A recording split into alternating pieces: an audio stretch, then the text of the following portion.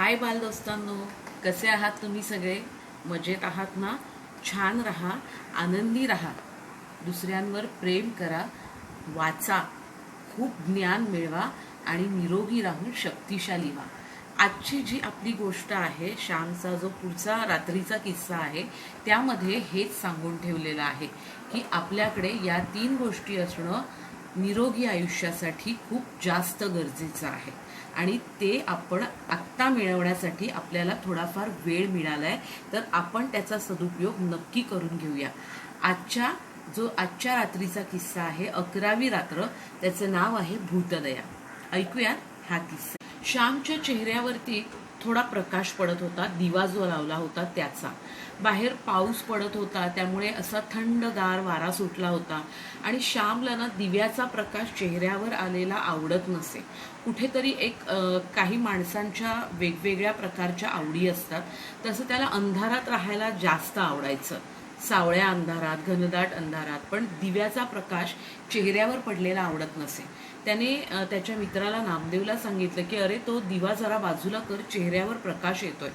तेव्हा गोविंदा म्हणाला की अरे असू दे ना, तो तुझ्या चेहऱ्यावरचा जो प्रकाश आहे, तू बोलत असताना तुझे येणारे शब्द आणि तुझ्या चेहऱ्यावरचे हावभाव हे सगळं मिळून आमच्यावरती एक वेगळ्या प्रकारचा परिणाम करतं, एक वेगळ्या प्रकारची आम्हाला अनुभूती देतं. तुझ्या शब्दांमध्ये जास्त ताकद, तुझ्या चेहऱ्यावरचे जे भाव असतात वेगवेगळे बदलणारे, तो प्रसंग सांगतानाचे, ते आम्हाला अधिक दृढरित्या चांगल्या पद्धतीने समजतात.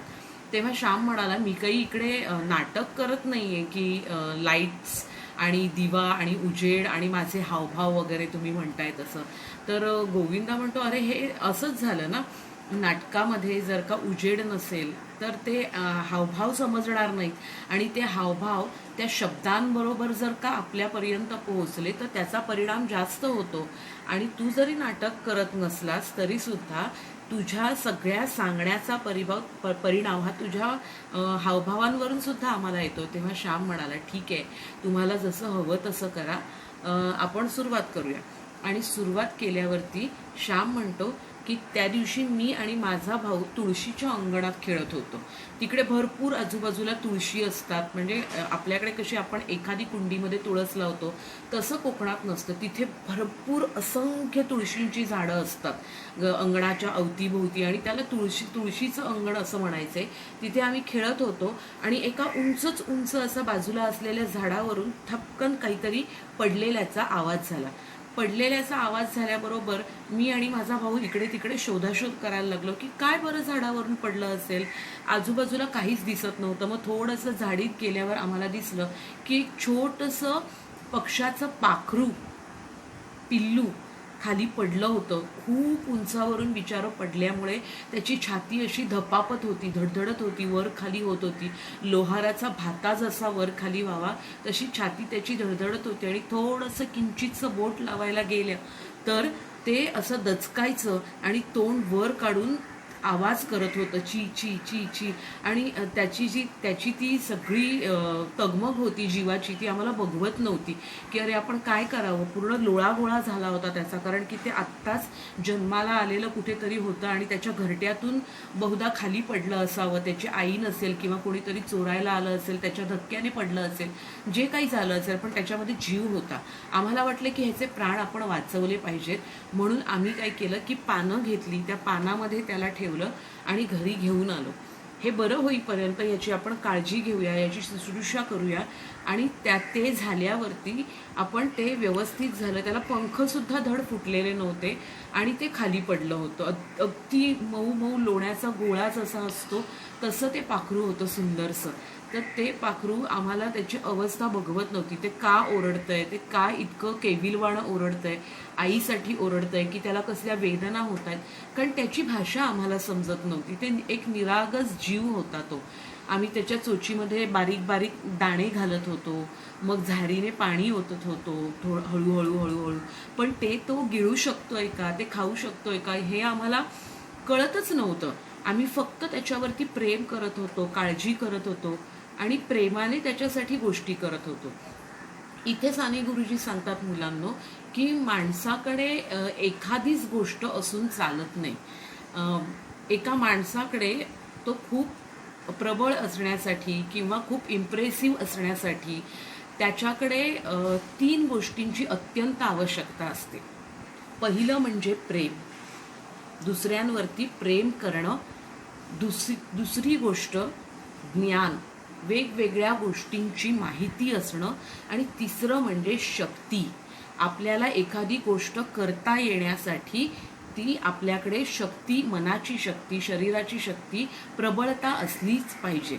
एखाद्याकडे प्रेम करतो आहे पण त्याच्याकडे ज्ञान नाही आहे, त्याच्याकडे शक्ती नाही आहे, तर तो दुसऱ्यासाठी काही करू शकत नाही फक्त प्रेम करून.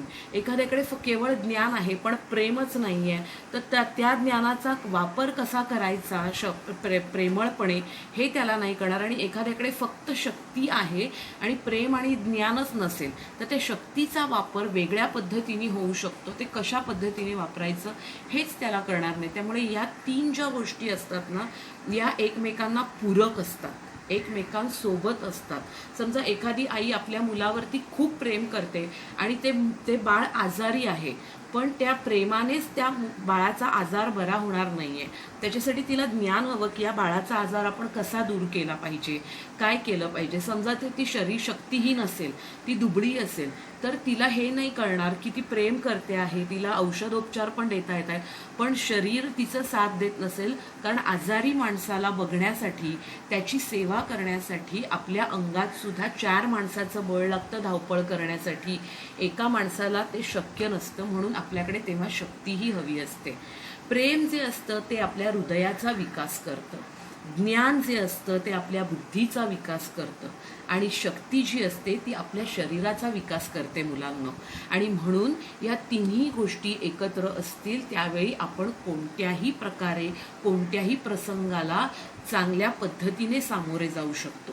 ज्यावेळी मला बोलायचं आहे त्यावेळी माझ्या चेहऱ्यावर छान हावभाव पाहिजेत, माझा आवाज छान पाहिजे, चांगल्या पद्धतीने उत्तम प्रकारे सादरीकरण करता आलं पाहिजे. या एखाद्या गोष्टीसाठी असणाऱ्या चौकस अशा बाजू असतात. ज्यावेळी मी स्वयंपाक करते त्यावेळी मी नुसतं 4 पदार्थ एकत्र आणले आणि ते एकत्र ओतले आणि तो पदार्थ तयार झाला असं नसतं. तो प्रेमाने सुद्धा बनवता आला पाहिजे. तो पदार्थ बनवण्यासाठी उभं राहण्यासाठी शक्तीसुद्धा पाहिजे. अशा अनेक गोष्टींचा मेळ घालण्यासाठी या 3 गोष्टी अत्यावश्यक आहेत.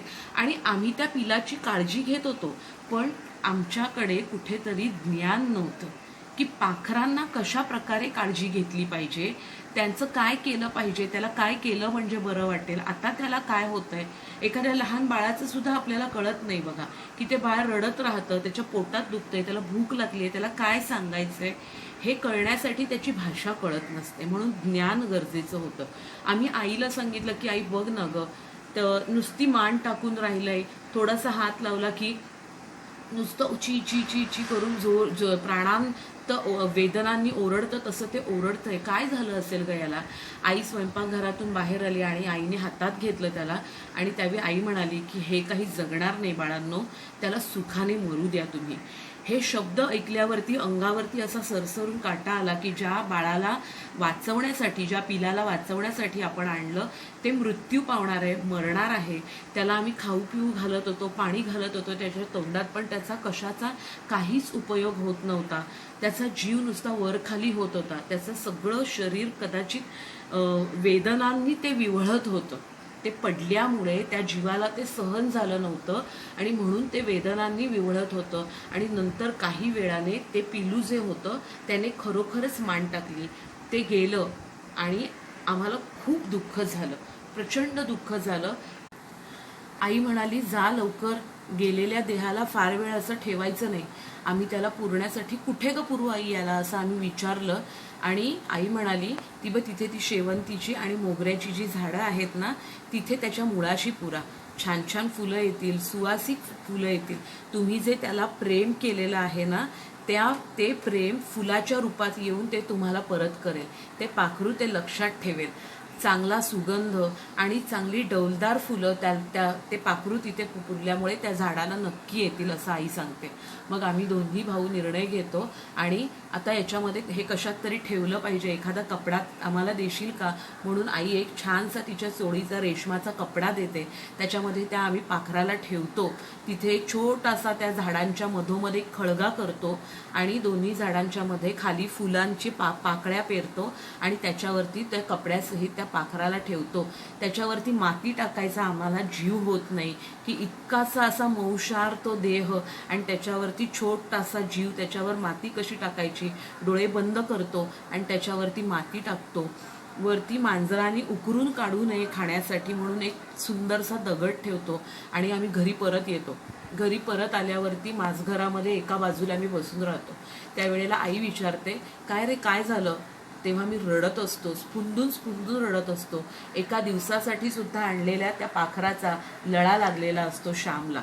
आणि तेव्हा श्याम म्हणतो की आई मी ह्याचं सुतक पाळणार. सुतक म्हणजे माणूस ज्यावेळी मुलांनो जातो त्यावेळेला त्याच्यासाठी काहीतरी 7 दिवसांचा वगैरे असा दुखवटासारखं वगैरे, म्हणजे त्या दिवशी कोणाला भेटत नाही, काही करत नाही. त्या घरातली माणसं तिथेच राहून काहीतरी जे पाळतात त्या माणसाच्या आठवणींमध्ये, त्याला सुतक असं म्हणतात. देवाला दिवा लावला जातो. तर इथे आई म्हणते की अरे असं कसे म्हणतोस तू, सुतक वगैरे असं काही नसतं आणि या पाखराचं कसलं आलंय, सुतक म्हणजे तुला माहिती आहे का काय. त्यावेळी श्याम विचारतो काय सुतक म्हणजे. तेव्हा आई म्हणते अरे जेव्हा घरातलं कोणीतरी जातं, ते समजा आजारी पडून वगैरे गेलेलं असेल तर त्याच्या आजारपणामुळे आजूबाजूच्यांना काहीतरी त्या रोगाची त्या आजाराची लागण तर झालेली नसेल म्हणून ती इतरांना होऊ नये म्हणून 7 दिवस, जसं आपण आता क्वारंटाईनमध्ये आहोत, विलगीकरणामध्ये सगळे एकत्र आहोत तरी विभक्त आहोत, तशा पद्धतीने 7 दिवस आपण दुखवटा म्हणण्यापेक्षा इतरांपासून आपण वेगळे राहतो की त्याची लागण दुसऱ्याला होऊ नये आणि त्याचा त्रास होऊ नये.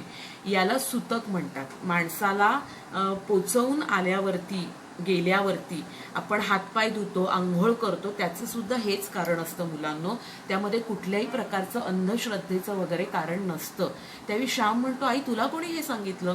आई म्हणते आपल्याकडे त्या दिवशी ओसरीवरती डॉक्टर आले होते आणि बाबांशी बोलत होते, त्यावेळी ते ही सगळी माहिती देत होते. तर अंधश्रद्धेची झापडं त्यावेळेला उडाली आणि खरी माहिती मला कळाली. जे चांगलं आहे ते आपण नेहमी स्वीकारलं पाहिजे. आणि बघा तुम्ही तर त्या पिलांना प्रेम दिलं, तुम्ही जे दिलं त्याच्या देव कसं असतं, प्राणीमात्रांबद्दल तुम्ही जे कराल एखादी चांगली गोष्ट तर त्याच्या दुप्पट दसपट तुम्हाला देत असतं.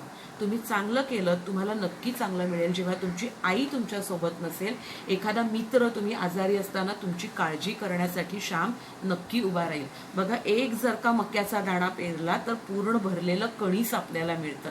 तशाच पद्धतीने देवाचं असतं की जे आपण एक चांगलं करतो त्या बदल्यात असंख्य चांगलं आपल्याला मिळत असतं.